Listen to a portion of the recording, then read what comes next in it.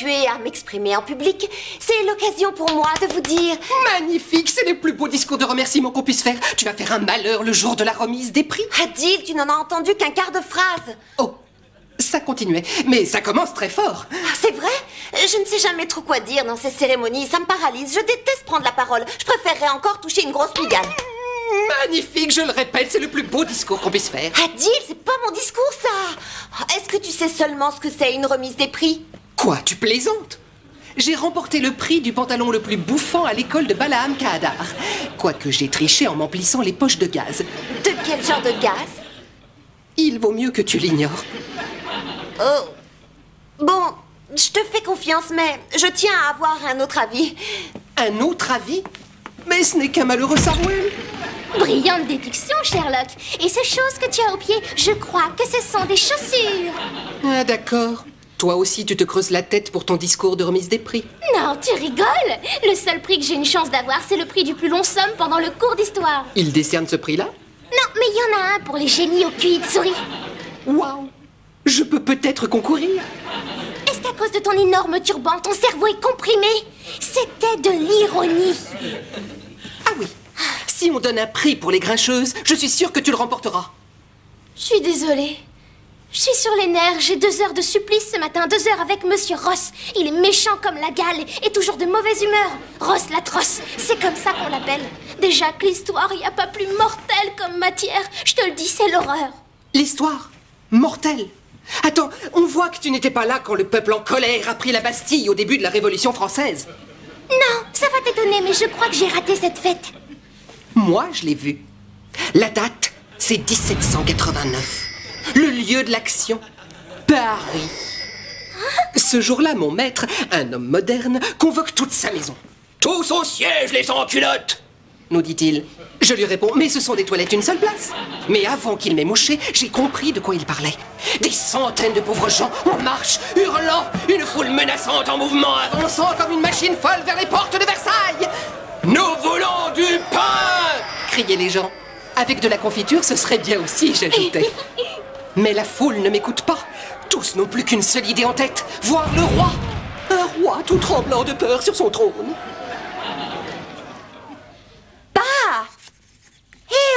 Est-ce que je te le lis ou pas? Ah oui, bonne journée Sophie, travaille bien. Non, il faut que tu m'aides. J'ai besoin d'avoir ton avis sur mon discours de jeudi soir. Ça me met dans tous mes états. Je sais pas si je dois le faire style remise des Oscars, ce qui donnerait... Oh, c'est une telle surprise. Merci à tous. Je m'étais pourtant juré de ne pas pleurer. Alors je remercie mes avocats, ma styliste, mon Yorkshire.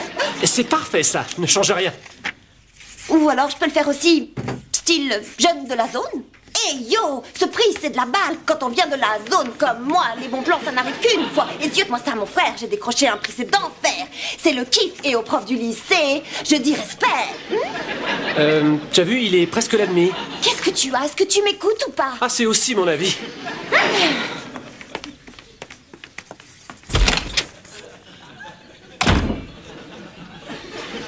La foule en colère se rue aux portes de la Bastille, brandissant des fourches et hurlant « Liberté, égalité, fraternité !»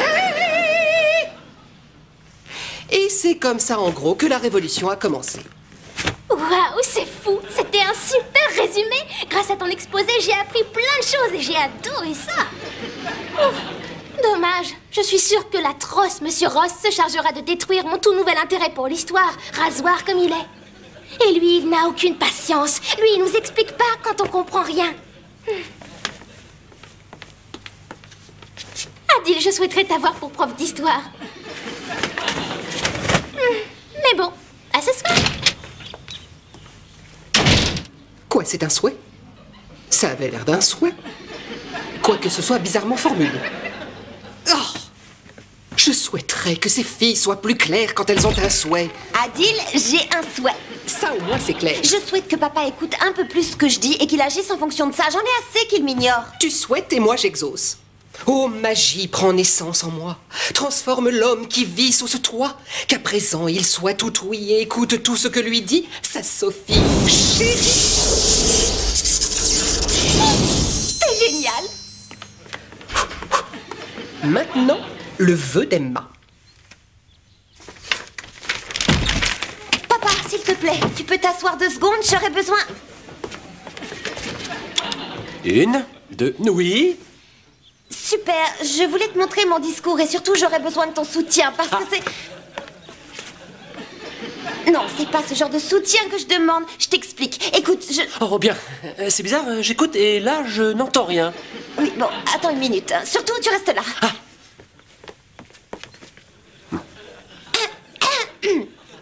Quoique je sois peu habituée à prendre la parole en public, c'est l'occasion pour moi de vous dire combien je crois au pouvoir que nous avons tous. Oui, tous réunis, nous représentons une force. Et j'ai la conviction que nous pouvons tous faire avancer les choses.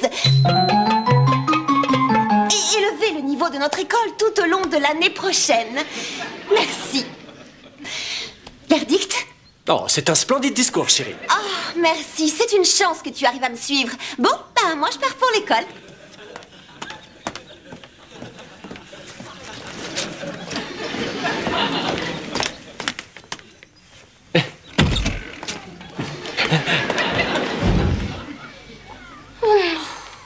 Bonjour à tous. J'ai une très mauvaise nouvelle et également une très bonne. La mauvaise, c'est que Monsieur Ross est malade aujourd'hui et qu'il ne pourra pas vous faire cours.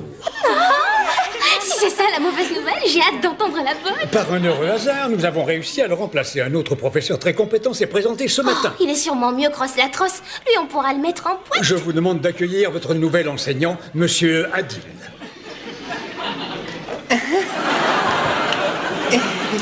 Je vous laisse entre ses mains compétentes.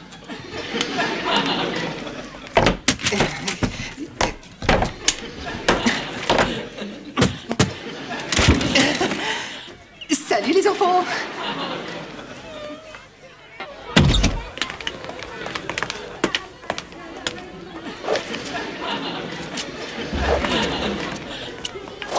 Coucou. Tu es là? Pourquoi t'es venu à l'école?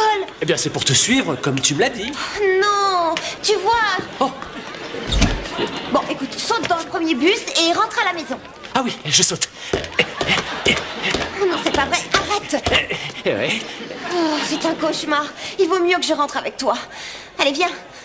Allez, on s'en va, dépêche-toi. Je veux pas qu'on me voie.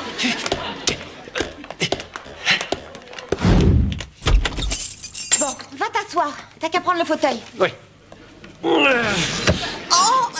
non, tout ce que je veux, c'est que tu restes là pendant que je cherche Adil. Bon, allez, accroche-toi, je reviens vite. D'accord.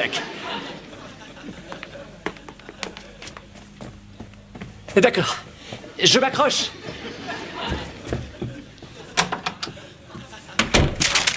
Dites-moi, est-ce que l'un d'entre vous... Ouh, je suis là. Et Emma, le guignol qui est censé nous faire cours, ce serait pas ton locataire toqué? Ce type? Non, tu blagues. C'est bien la première fois que je le vois, cette espèce d'ahuri. Emma, tu peux me dire à peu près où vous en étiez resté avec Monsieur Ross? Adil. Ce mec est un de tes potes? Adil. Non, monsieur Adil. Je crois que monsieur Ross avait l'intention de nous expliquer la Révolution française aujourd'hui. Monsieur. Quoi? Non, il a pas dit ça. Cette circonstance, il a sa propre évolution de classe à affronter. Alors, prenez les armes, camarades citoyens. Comment, monsieur? Toi, tu es avec nous ou tu es un espion? Parce que si tu es un espion, on va devoir te couper la tête. On te guillotinera. Je suis avec vous. Sage décision. Bon, on se prépare que chacun de vous s'improvise une arme, avec des règles, des pieds de table ou un balai. Et on fonce à Versailles, on arrête le roi. Toi, de quel roi est-ce que je parle? De Louis VIII, peut-être? Presque Louis XVI, 2 fois 8. Et sa femme, c'est Marie-Antoinette. Marie-Antoinette, un seul prénom, bien sûr, ça ne lui suffit pas. Il faut qu'elle en ait 2. Il leur en faut toujours plus à ces aristocrates. Bien, au château, à la charge.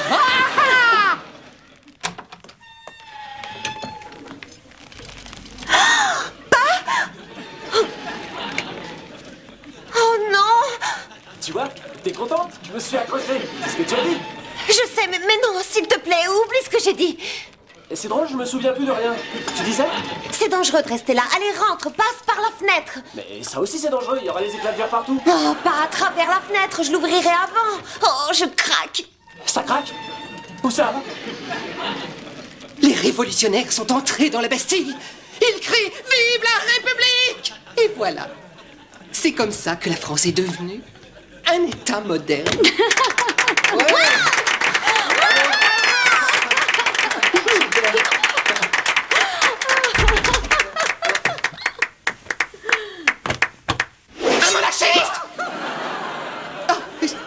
Désolé, monsieur Preston. Bon, passons. Je peux vous voir, monsieur Adil? Quant à vous, vous allez au cours suivant. Alors, c'est intéressant? Je regrette d'avoir manqué ça, mais j'avais une petite affaire à régler ailleurs. Tu ferais mieux de te mêler de tes propres petites affaires. Monsieur Adil, on m'a rapporté que vous pourriez ne pas être un professeur si compétent que ça, suite à quoi j'ai fait quelques recherches et il m'est apparu qu'aucun atlas ne répertoriait Balaam Kahadar. Oui, ça n'existe plus aujourd'hui. Donc, vous auriez travaillé dans une école qui aujourd'hui est rayée des cartes. Je ne dis pas que j'y travaillais. Il m'arrivait de me montrer en classe quelquefois, mais pas souvent. Monsieur Adil, c'est un grave délit de falsifier des qualifications et des références et je pense que je me dois de vous informer que la police en a été avertie. Elle devrait vous arrêter d'une minute à l'autre. Bonjour, monsieur Preston. Norton, je vous avais dit de vous rendre à votre cours suivant. Oh oui, je sais, et j'y suis allée, mais il y a eu une méga explosion. C'était épouvantable à voir. Ça a pété à cause d'un mauvais dosage. Oui. Mais vous aviez un cours de lettres, alors comment y a-t-il pu avoir une explosion? C'est parce qu'un élève a mal réagi en voyant que le prof lui collait une grosse dose de devoir. Il a explosé. Nom d'un chien, je n'ai rien entendu. Vous êtes sûr que...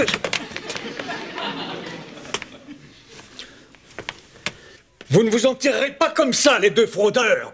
Je veillerai à ce qu'on vous enferme.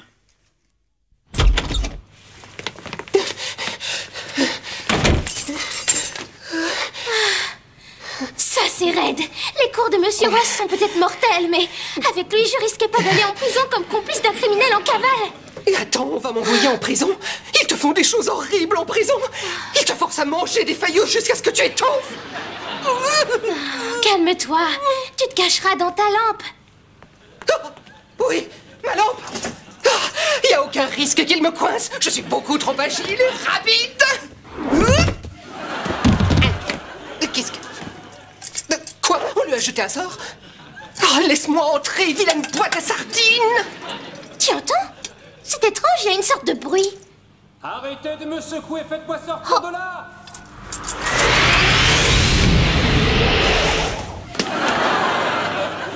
Par les moustaches d'Alcalambar. Vous sortez d'où, espèce de vieux chameau nauséabond?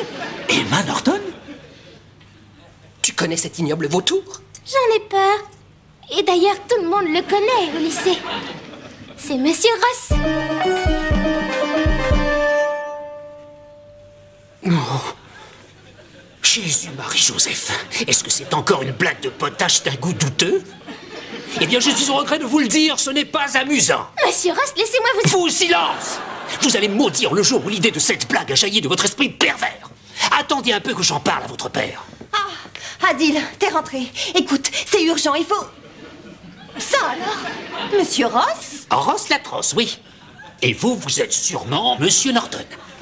Monsieur Norton, aussi pénible que ce soit, je dois vous informer que votre fille est conduite d'une façon impardonnable. Mais qu'est-ce que Ross l'atroce fait là? Et pourquoi est-ce qu'il porte une tenue de génie? Sûrement parce que c'est un génie. Pardon? Adil, explique-lui. Tout de suite. Pardon? Ce matin, j'ai malencontreusement ouvert mon clapet et souhaité qu'Adil soit mon prof d'histoire. Ce qui me semblait raisonnable comme souhait. Seulement voilà, ça a eu des conséquences désastreuses. Donc, tu as échangé ta place avec Monsieur Ross. J'ai échangé ma place avec... Quoi? Ne me dites pas que je ne suis plus un génie au talent génial. Non, vu que tu n'as jamais été ce genre de génie. Et si le génie, c'est plus toi? La seule personne qui a le pouvoir d'annuler ce souhait, c'est... L'atroce Monsieur Ross! Elle a dépassé les bornes, c'est terriblement humiliant. Ah, il y a une personne parmi vous qui va devoir s'expliquer sérieusement. Emma? Voilà, il y a eu un... Papa, surtout, n'écoute pas Monsieur Ross. Quoi, vous osez insinuer que je perds la tête? Ah, il est clair que chez les Norton, l'insolence tient de famille. Ignore-le et fais comme si tu n'entendais rien. Enfin, vous n'allez pas rester sans réaction alors que vos filles sont là en train de me traiter de menteur. Monsieur Norton? À quoi jouez-vous? Il est ailleurs, il a des préoccupations beaucoup plus importantes. Ce qui me fait penser à une chose. Papa, tu devrais retourner travailler sur l'ordinateur dans le bureau. Oui, dans le bureau. Bonne idée. Et un adulte de moins au suivant. Monsieur Ross, ne partez pas! Rien de ce que vous pourrez me dire ne me retiendra dans cette maison de fous une minute de plus, mademoiselle Norton. Je crois que si, je souhaite... Je souhaite voler à travers les airs.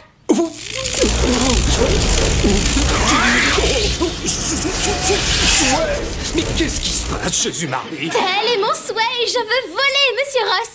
Tu souhaites et moi j'exauce.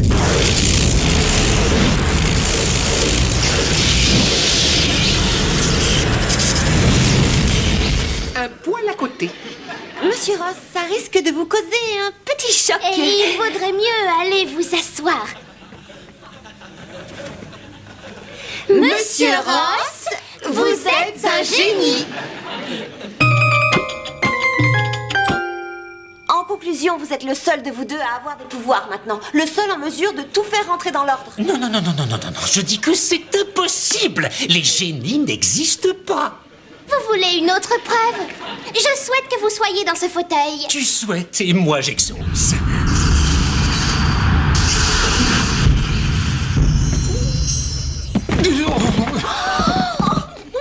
Vous n'avez pas encore la main, d'après ce que je vois.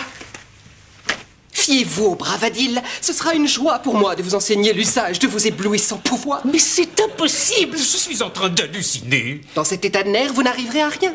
Il y a trop de pression là-dedans. On relâche les épaules. Allez, on se relaxe, papy. Je me souviens qu'à l'école, mon prof nous échauffait avec un petit exercice.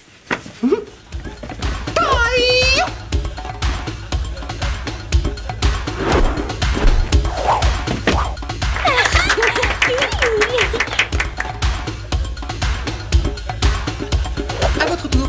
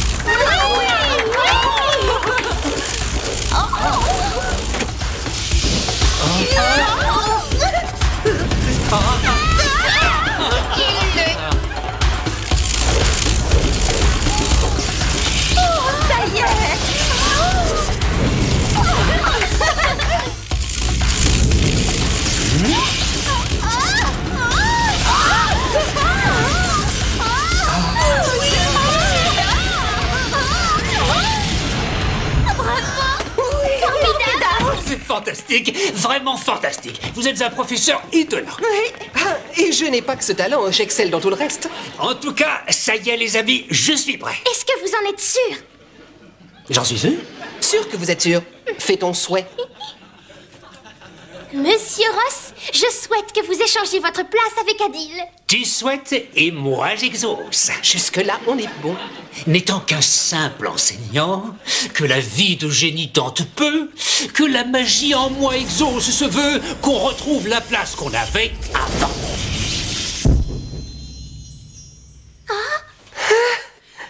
Ça a marché, t'es redevenu normal. Ça a réellement marché? Tu en es certaine? Oui, Monsieur Ross. Reparti dans son monde à lui, sa chère classe. Oui, inspecteur, vous pouvez arrêter toutes les recherches, parce que Monsieur Ross est revenu aujourd'hui. Non, il ignore où il pouvait se trouver, ce qu'il a pu faire et pourquoi, mais tout ça est sans importance. Ce qui me semble le plus essentiel, c'est que ça y est, l'ordre est revenu au sein de mon école. Et encore merci et au revoir, inspecteur. Fini la tête coupée.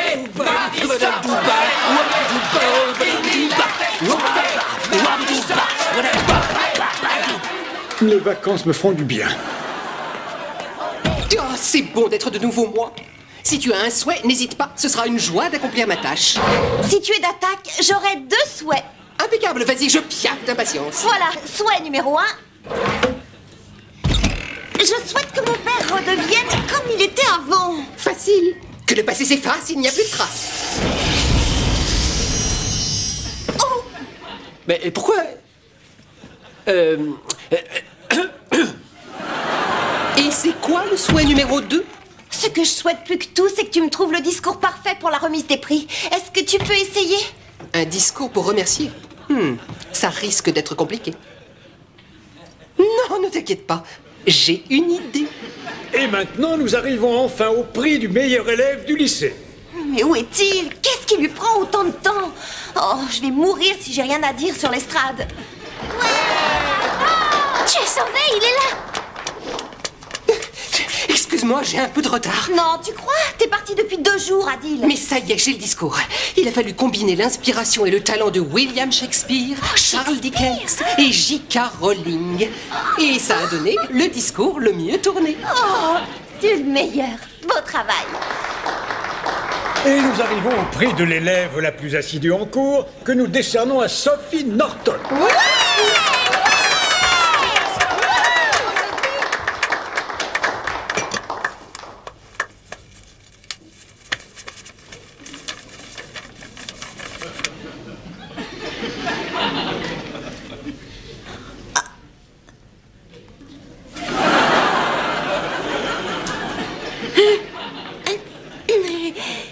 Merci. Assuré.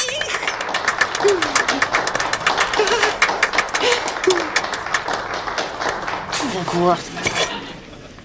Oh, Sophie! Je vais t'écrabouiller.